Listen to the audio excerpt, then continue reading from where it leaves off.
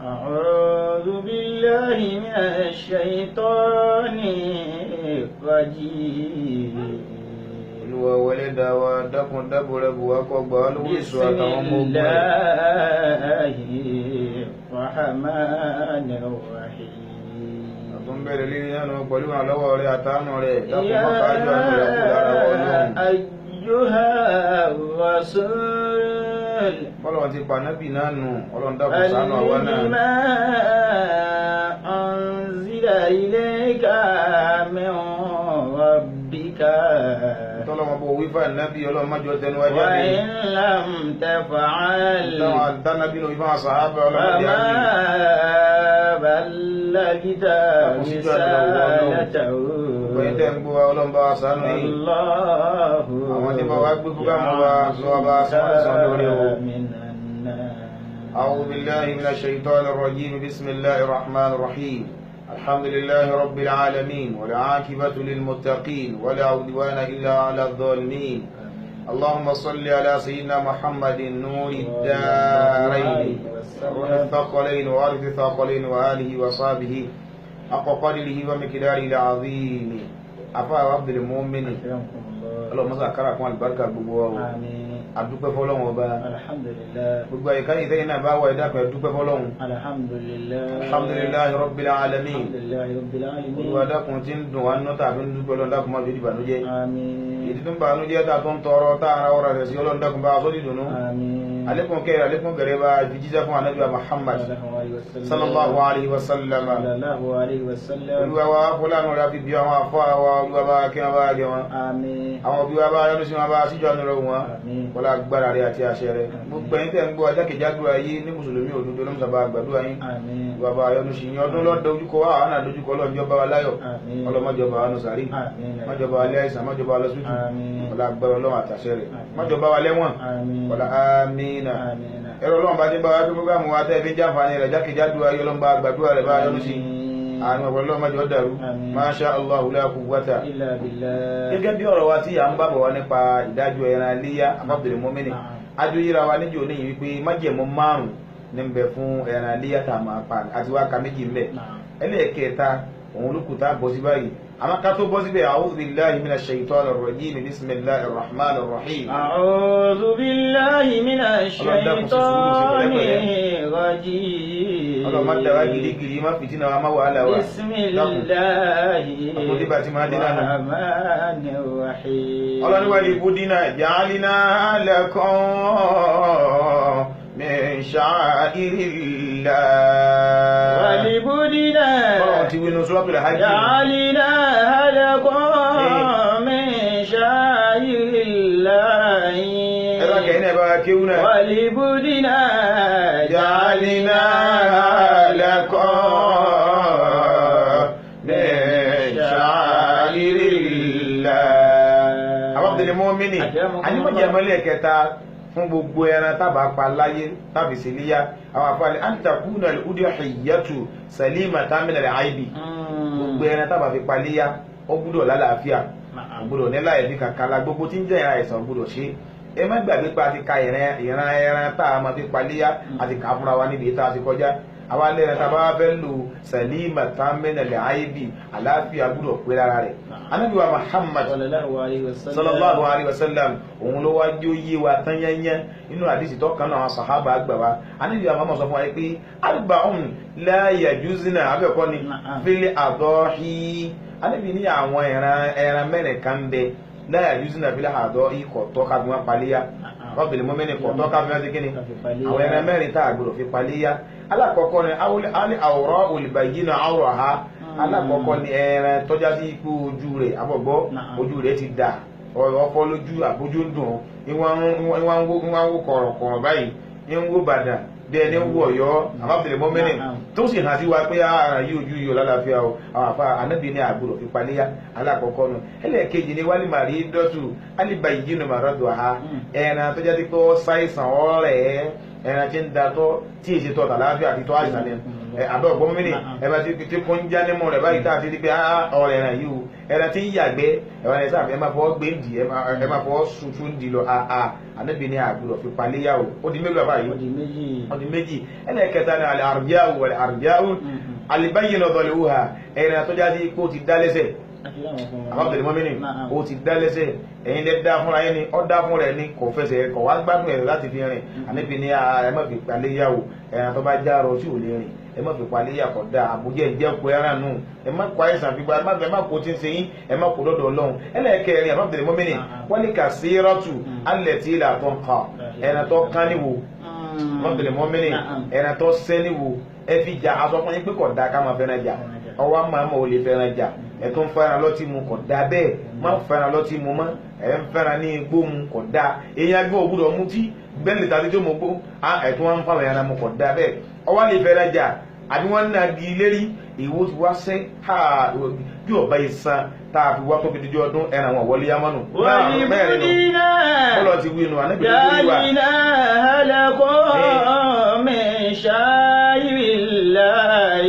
wọ́n jẹ́ mẹ́rin tàbí ìpalíyá ní ẹgbọ́ yẹn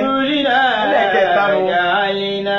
àìtàkùnà ìbúdú ìyẹ́tù salimata min al-aibi gbogbo ìran tàbá fẹ́ lè paléyà àtọ̀fún wa pé mínà ní ibùlì wọ́n lè bàkọ́rì wà dọ́rì wà máàzì bá ti kàájò ní ìfún àwọn ọdún mọ́mìnì bá ti kàwọn kalẹ̀ yìí ó gbúdọ̀ lálàáfíà ó gbúdọ̀ ṣàìsàn májẹ̀ mẹ́lẹ̀ kìlú rẹ̀ mọ́mìnì májẹ̀ mẹ́lẹ̀ kẹtànù ẹlẹ́kẹrin gbogbo tó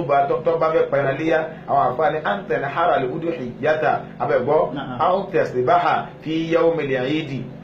ẹ̀ẹ́nà tàwa láti gbé kalẹ̀ yìí tọ́lá láàfíà àti kankan ò sí yìí àǹtẹ̀nà hara àlùkùdù ìyáta ọwọ́ agun ẹran ọdún rẹ̀ tá a mọ̀ sí èyí tá a máa ń gún ni àbọ̀gbọ́ èyí tá a máa ń gún ni àpọ́nmẹ́ agun lérí òró kèsè lérí ìjòkó agun lérí òró àwọn tẹ̀sí báhà àbí kó du àmọ́ dúmọ̀dú ni àdú àgbò ni àdú ewúrẹ́ ni bọ́bá fẹ́ du àwọn afáàní fi yawmil eid ọjọ́ ọdún ni kọ́ jẹ́ májẹ̀mú lè yẹ̀wò náà àwọn fili yawmayni ladhayni ba'dahu inda Abi Hanifata wa Ahmad ibn Hanbal afọ́bìnrin mọ́mìnì àwọn afá Ahmadu ọmọ Hanbali àti Abu Hanifa àwọn méjì ní bọ́lùwọ̀n bá gbọ́ láyé pẹ̀lú àánú rẹ̀ tí ò sówó lọ́wọ́ rẹ̀ tó bá bá tọ́jú ọdún àbọ̀mọ́mìnà ọ̀gbọ́ ọjọ́ méjì tó tẹ̀lé ọdún ìjọ́ kejì ọdún àbíjọ́ kẹta àwọn àfáà méjì dáadáa kọ̀ wọ́n ní olè pẹ̀rẹ̀ ọdún jọ́nà Imam Shafi ní tèmi tó jù báwọn lọ àbọ̀mọ́mìnà tèmi tó jù báwọn lọ Imam Shafi ní fi ayyamil eid al-arba'a Imam Shafi lọ́dọ̀ tòun ọtọ́ bẹ́ẹ̀ ìyẹn lè pa ẹran níjọ́ ọdún ìyẹn lè pa níjọ́ kejì ìyẹn lè pa níjọ́ kẹta ìyẹn lè pa níjọ́ kẹrin lọ́dọ̀ Imam Shafi ayyamu tashrik àwọn ọjọ́ mẹ́rẹ̀ẹ̀rin tàbí máa ṣe Allahu akbar Allahu akbar Imam Shafi lọ́jọ́ tàbí pàdé yánu ọlọ́mọsá àgbàlá ló dìde sáwà náà wàlìbúdínà májì ẹ̀mẹ́lẹ̀kẹ́ ẹ̀nù fẹ́ tó bá pàdé yá ọjọ́ ọdún ọkọ̀ sí àkọ́jọ́ kejì àkọ́jọ́ kẹta àkọ́jọ́ kẹrin ọjọ́ karùn-ún ò sí ń bẹ́ ọjọ́ ọba tó yíjọ́ kẹrin ọpàdé yánu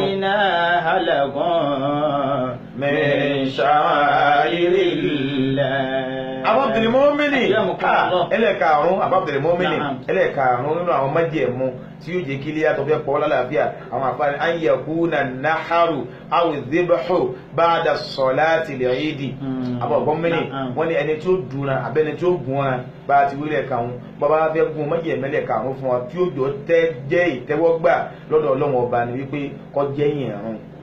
Abdul Mu'mini ẹ̀yìn ìrun ló gbọ́dọ̀ jẹ́ àwọn afáàní faman dhabaha aw nahara qabla salati al-eid gbogbo ní bá lè du ẹran tiẹ̀ àbógún ẹran tiẹ̀ before ká tó kírun yídì àwọn afánífà ó wà láhàmọ̀ kórbe ilẹ̀ àálì yìí wọ́n lọ pa ẹran fáwọn ará ilé rẹ̀ nù àṣìjẹ́ ló sì fáwọn ará ilé wo wọ́tọ̀ bá dúnra síwájú ká tó kírun tún ẹ̀sẹ̀ ó túbọ̀ bá mọ́ ó ti gbọ́ fún mọ́mú ìlú yín ó ti dú tiẹ̀ ọwá lọ lè dú tiẹ̀ tún ẹ̀ tí kírun tán ha ó ṣàṣìjẹ́ fáwọn fámìlì rẹ̀ ni o sàárà ló ṣeun o ọ̀pẹ̀rẹ̀ léyàwó àbábọ̀ mẹ́rin wọ́n ní wà láyà kú nà kọ́dẹ̀ àsọ́bà sùndàtà ó tẹ̀lé súnà lẹ́jà Muhammad irú ẹni náà wà léyìí ayẹ̀dìbá àwòyẹ̀ ní hara gẹ́ra bàbá mọ̀ pọ̀ fẹ́ paléyà àtúkọ̀ tó tọ́nà mẹ́pa wọ́n gbá kùn tí ń bẹ́ẹ̀ kájú tẹ́lẹ̀ mẹ́ kára ẹ̀ lójú kí lọ ń kájú síbò lọ ń lọ ẹran ọlọ́bì ká dé dúró náà lọ wàlìbúdínà tọ́bẹ̀ ìdánrú ẹ̀wò ó tún fún mi pa ja'alina halaqan min sha'irillahi ọlọ́run bá ti sọ̀rọ̀ àkún mélòó máa ń ké ẹ wàlìbúdínà ja'alina halaqan min sha'irillahi sahaba gba Anas bin Malik radiyallahu anhu olóògbà ní ìjọba ọ̀dọ̀ anábíà Muhammad sallallahu alaihi wasallam anábì ní man dhabaha qabla as-salati anábì ẹni kẹ́ni tó bá dúnra àbábọ̀ mẹ́rin tó bá dúnra lóòjọ́ ọdún kọ́bílà sọ̀rọ̀ àti ìjọba ká tó kírun ànábì nípa iná má dàbá hàlì náfsì yìí ó sì yóò bá ànábì fa iná má dàbá hàlì náfsì ànábì ni ó dúnra fúnra rẹ̀ ni ó ẹgbẹ́ báyìí bàbá báyìí yá mọ́jọ́jú ọkọ ànábì ní sọ̀rọ̀ yìí kìí ṣe ní sallallahu alaihi wasallam fa iná má dàbá hàlì náfsì yìí ó dúnra fúnra rẹ̀ ni ó àmọ́ wọ́n máa ń dábàá ha báyà sọ́lá ẹni bá dúnra tiẹ̀ lẹ́yìn gbàtà kírun tán ànábì ní fàkọ́rí tàmbà ní sukùrù wa àsọ̀bà sunnata al-muslimin sallallahu alaihi wasallam ẹni bá wá dùn tiẹ̀ lẹ́yìn gbàtà kírun tán òun gangan ló ṣe sunna òun gangan ló lọ́rẹ́ ọdún pa ẹ̀dá fún àkíyèsí rè márùn-ún náà lẹ́ti gbọ́ yìí fi mẹ́ta yìí jọ́ ìméjì láti kà tẹ́lẹ̀ ọlọ́run dákun jọ bá wa láyé ọlọ́run má jà sínú sàárè kọ́lá lẹ́gbẹ̀wájú ọlọ́run abábẹ̀rẹ̀ mọ́mìnì àwọn wá bí àwọn àfáà lè kí ó pé má jẹ́ mú márùn-ún lẹ́ti kà fún wa yìí ṣé kò sí kankan tá a fẹ́ kẹ́ni tó bá lẹ́ran gangan ó ṣe ni àwa bí wọ́n pé má yustahabbu lil mudahi fi ìlú kí la fẹ́ fún ẹni tó lẹ́ran gangan tí ó pẹ̀ràn léyà kí la fẹ́ kó ṣe àwọn àfáà ni wọ́n pọ̀ púpọ̀ àmọ́ wọn kà díẹ̀ fún wa wọn bá tẹ́ka fún wa lẹ́mọ̀ gbọ́ yìí wọ́n ní wa yustahabbu lil mudahi àbọ̀gbọ́ an yadhbaha udhiyatahu bi nafsihi wọ́n ní gbogbo ẹni tó bá fẹ́ pẹ̀ràn léyà o gbogbo ẹran tó bá fẹ́ pa o wọ́n ní afẹ́ fún ọ bẹ́ẹ̀ kọjá ní pé wọ́n lọ dùnra rẹ fúnra rẹ wọ́n bẹ̀rẹ̀ mọ́ mẹ́rin ìwọ gangan tó lẹ́ran ni wọ́n gbọ́ bẹ̀ mú dùn fúnra rẹ in kana yuhsinu dhibaha tó bá jẹ́ ní tó mọ ẹran dùn ọgbọ́n májẹ̀mú rẹ o tó bá tó ní bẹ̀rẹ̀ jẹ́ àbọ̀gbọ́ tó ní sọ́nà di jífà tó bá ti máa dùn wọ̀nù ọ̀dà bẹ́ẹ̀ tẹ́rọ̀sì ní bọ̀ sọ̀rọ̀ bí wọ́n ní àfa bá díẹ̀ ti kéré tóun òun ò dúrí débi tí wàá dú ẹran tí ó dé tí ó du àgbò kò sí kankan bọ́ọ̀ bá ti máa dùn àwọn àfa ni wa in lam yakun àfa àmọ́ mẹ́rin o sì yóò bá níbi Muhammad ọ̀dà kí n tó lọ bí èyí hùn àwọn àfa ni bàbá ní kò dúró fúnra rẹ̀ fi jọ níbi Muhammad sallallahu alaihi wasallam wọ́n ní fàkọ́dídọ́ ànàbí yóò bí kàbíṣẹ́ ni àbọ̀ ànábì fúnra rẹ̀ gangan ànábì máa du ẹran méjì àgbò méjì láńlá amúlà ayéni akérò náírà mo ti kàdí ìwọ́n jò níyì ọwọ́ ni dàbá àhùn máa bìyà dìgì ànábì máa dún méjèèjì pẹ̀lú ọwọ́ ara rẹ̀ ẹ̀rí rè kì í sakọ má lọ lè gara sẹ́gbẹ̀ẹ́ kan wọ́n ní máa bá àwọn tó ti yàn yàn ọmọ irọ́ tágbàrà rẹ̀ bá ka súnà ànábì ni gbọ́bẹ̀ mú fúnra rẹ̀ kò dúnra kò síṣẹ́ tó lóore tó lálùbáríkà lóòjọ́ ọdún tó kíyàn ogun àbí kíyàn dúnra lẹ́yìn náà ká tún kíyàn yìí dìlótó kàn bọ́bá bá ti wá síbẹ̀ wọ́n tẹ̀lé ànábì Muhammad sallallahu alaihi wasallam àbá àwọn mẹ́rin agbèrè wa lọ àfáàní ma in lam yakun yuhsinu dhibaha wọ́n ní bọ́bá jẹ́ ọjẹ́ nìkan jáde pé ọ̀rọ̀ ẹran tó tọ́ o àmọ́ mẹ́ran dú lágbára rẹ̀ ló máa ń bọ̀ ojú ní ọlọ́mọsí wa lójú ọba àwọn mẹ́rin wọ́n ní àbáyánà lẹ́yìn rà wọ́n ní lóòótọ́ òun kọ́ wẹ́lòmí rẹpìsẹ́ntì ẹ̀ kọ́ wẹ́lòmí tí ó ṣe kíni tí ó rẹpìsẹ́ntì ẹ̀ tó bá jáde pé yóò àbá dúró pé àìgbà alágbàdú wọ́n ní kọ́dà wà láwọ́ bílí wùjì rọ́ọ̀tì bá àbá ti kọ́ wa wà láwọ́ bílí wùjì rọ́ọ̀tì kọ́dà bá yẹ pé bá sanwó fún náà ni ọmọ mẹ́rin kọ́ bẹ́ẹ̀ ẹ bá sanwó fún máa ní bẹ́ẹ̀ tù lè wùjì rọ̀ ilé ta rẹ́ǹtì ilé tí yàn rẹ́ǹtì ni wà láwọ́ bílí wùjì rọ́ọ̀tì kọ́ bá yẹ pé lò lè gba àwọn awúsá àwọn tá máa tó ṣe wọn náà ẹgbà wọn tá máa bọ̀ ní dù àbọ̀ ọ̀gbọ́n mímí àmọ́ ìwọ tó bá lẹ́ran wọn tó bá bá bọ́ dúró rà rẹ àwọn afáàní wà yustahabbu an yashhada adhibuha bi nafsihi wọ́n ní ìwọ tó bá lẹ́ran afẹ́ kó dóńbẹ̀ kó pẹ́sẹ́ntì bí tẹ́ bá ti ń dúró rà rẹ wọn náà kó dóńbẹ̀ àbọ̀ ọ̀gbọ́n mímí fúnra rẹ kí wọn náà máa rí bọ́ ṣe ń dù tàbá ní kò ṣe bẹ́ẹ̀ ànábì àmàmà lọ́kọ̀ abẹ́ sallallahu alaihi wasallam lóòjọ́ ọdún kan nínú àwọn tán ànábì àmàmà sí láyé iléyá mẹ́sàn-án péré lànàbì paláyé àpọ̀gbọ́mọ́mìnì iléyá mẹ́sàn-án péré lànàbì paláyé aṣọ fún wa pé ńgbà tí jíra dọdún kejì ní iléyá dé àbá láàrin mẹ́sẹ̀sán yìí ànábì wa dúró ẹran tiẹ̀ tán Fatima ọmọ rẹ̀ kò lè dúró ànábì wa fẹ́ bá a dú tiẹ̀ náà ànábì ní ya Fatima ànábì mo pọ̀ Fatima kúmi ọya dìde dúró mọ́jòkó wọ́n náà máa bọ̀ wáta fáṣẹ́ àdí abọ̀gbọ́ fáṣẹ́ àdí ṣúdí híyà tákì ọlọ́wọ́ òjé ń ṣe wọ́n kí àníbi ní dúró lọ́kàkán bá wọ́n náà máa wo máa jẹ́rìí sí bá a ti ń du ẹran léyà rẹ̀ tọ́ra àníbi ní fa ìnáwó ó rí dájúdájú ọlọ́wọ́ ọba o yẹ̀gì fírù lákì àbábẹ̀lẹ̀ mọ́mìnì ọlọ́wọ́ ọbọ̀ foríjì ọ àbọ̀gbọ́ yẹ̀gì fírù lákì ọlọ́wọ́ ọbọ̀ foríjì ọ ìndà àwọlẹ̀ kọ́tọ̀rà tẹ́mẹ̀ndánìhá kúlà dánbín amilitaha amilitihi abẹ́kọ́ni ẹ̀bẹ́ẹ̀bá amilitihi alẹ́bìnrin wọ́n Fatima ń dáa ní ọdún ní pé orí lẹ́jọ́jọ́ lọ́wọ́ bàbá lè kí ọlá yóò sàforíjì fún sórí bí ẹ̀jẹ̀ wọn bá ti ń kálẹ̀ lákọ̀ọ́kọ́ báyìí kẹ́rẹ́ tẹ́jẹ̀ ń kálẹ̀ báyìí gbogbo ẹ̀ṣẹ̀ tó ọ̀sẹ̀ pátápátá ọlọ́wọ́ sì mójú rẹ̀ yóò sì mójú kó fún àfọ̀gbọ́ àfọ̀bẹ̀lẹ̀ mọ́mìnì. olùbùdínà báyìí tó ń Fatima nù wọ́n bàbá tó fẹ́ pẹ́rẹ́ wọ́n yá kọ́ lágbára àti pẹ́rẹ́ gbóńbẹ́ má wo kó o ti dàgbà bálábẹ́ àbábẹ́ lára rẹ̀ dún ẹjọ́ wà lè bí ọba sálàáfíà tọ̀ kò sí ọ̀nà Islam rẹ̀ tọrọ ọ̀run kò ní wàhálà nù.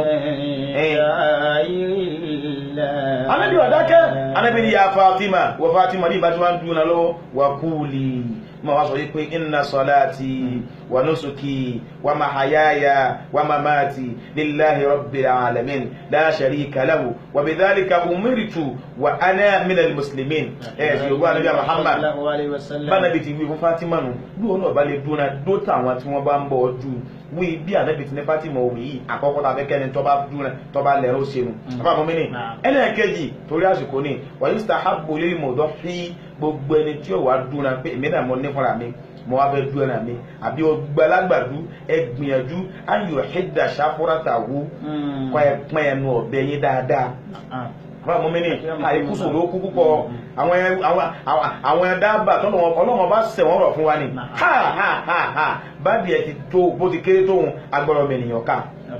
àbọ̀ ọ̀gbọ́n mi ní bádìí ẹ ti kéré tóun agbára ọmọ ènìyàn ká Ọlọ́run sẹ̀wọ̀n rọ̀ nù ká tó wá ní màlúù ká tó wá lágbò ẹ̀rí mọ́tí máa gbá àwọn tó máa kára wọn ni Ọlọ́run bàbá rí bẹ̀ bàbá fẹ́ dùn wọn o tẹ́ dùn ẹ̀nà léyà o Ọlọ́run ẹni tí ọba ti dùn ayò ẹ̀dà ṣàfùrátà o kọ́ pín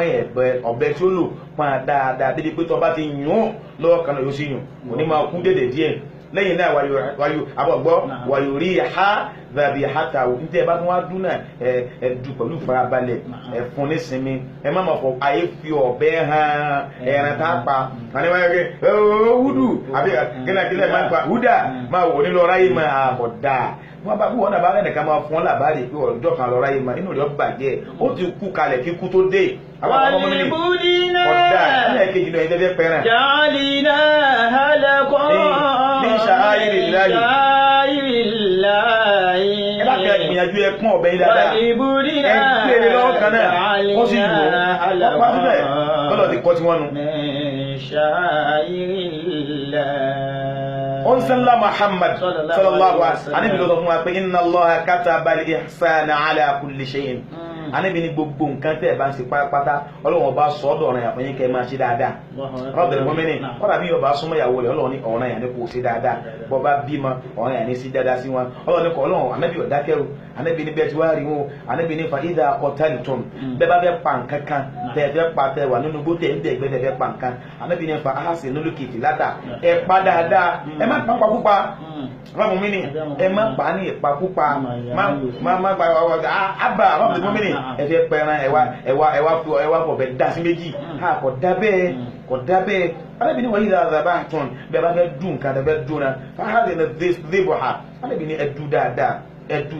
alábi ni ẹ má dúdú kúdù alábi òtún wá dáka alábi ni wal yuhidda ahadukum shafratahu gbogbo dúnadúnà bẹ́ẹ̀ bá dúnra lé àtẹ̀rẹ̀ àmì náà wal yuhidda ahadukum shafratahu alábi ni ẹ pọ́n bẹ́yìn dáadáa o ẹ dákun o gbogbo ẹlíyà ló súnmọ́ yìí ẹ pọ́n bẹ́yìn dáadáa o alábi ni wal yurih dhabihatahu ntẹ̀ bá tún fẹ́ dúnà ẹ̀ fún ní sinmi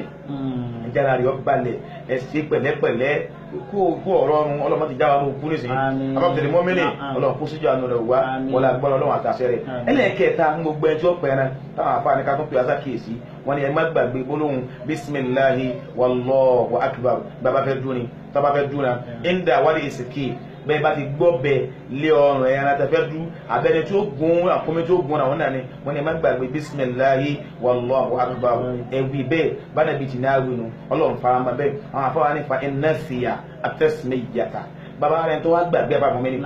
ó gbàgbé àti ṣe bisimilahi tàwí wọ́n ní fàlà ṣe ìrìn àlè wọ́n ní kò sí láì fi ń bẹ̀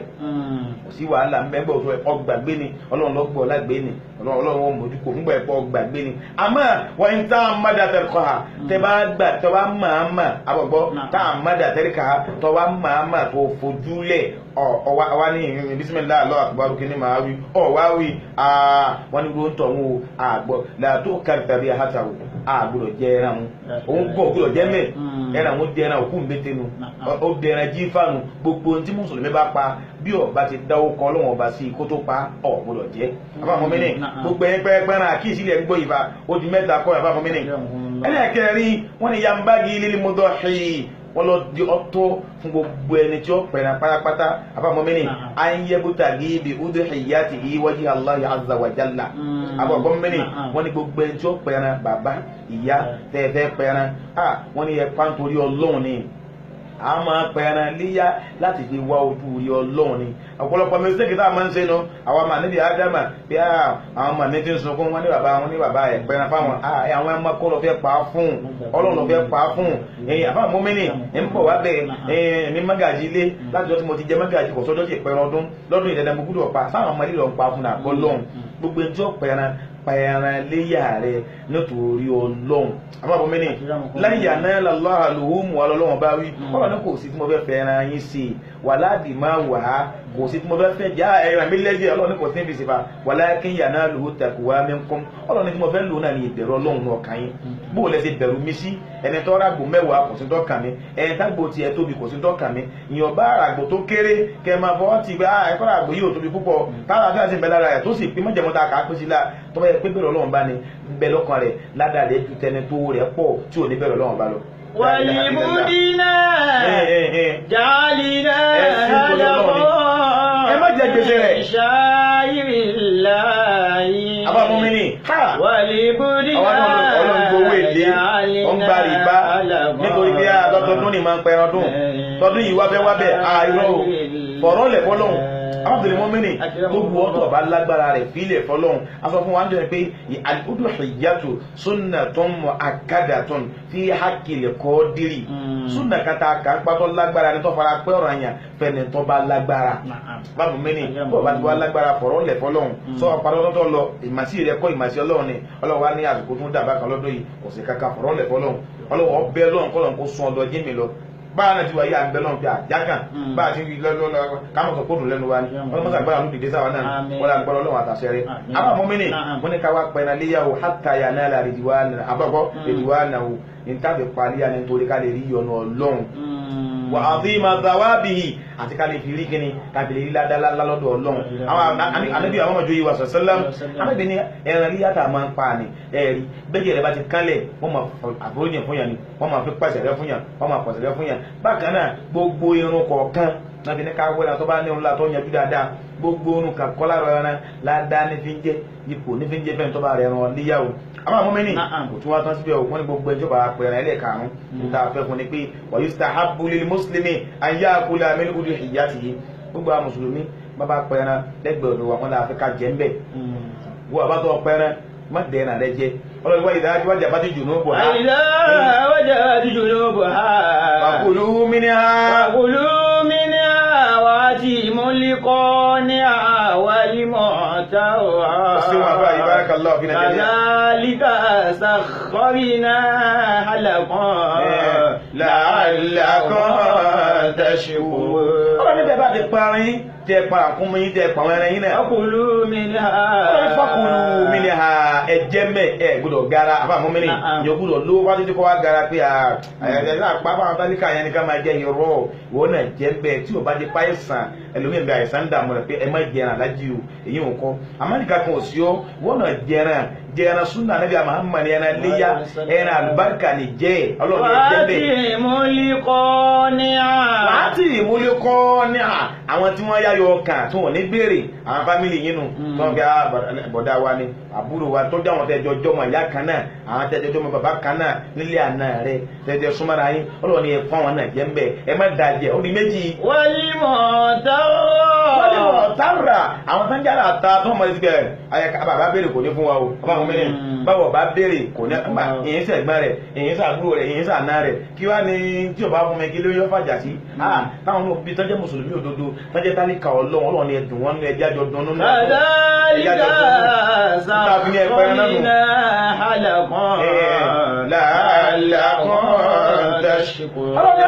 àwọn ọlọ́run bá sàwọn ẹran tẹ́fẹ́ pa wọn sẹ́wọ́n rọ̀ fún yẹn ní kẹ́lẹ́ dúpẹ́ ní àbámọ́ mẹ́ni ìdí alówádé ọlọ́jọ́ bọ́ aláàtà láfíà ọlọ́run nígbà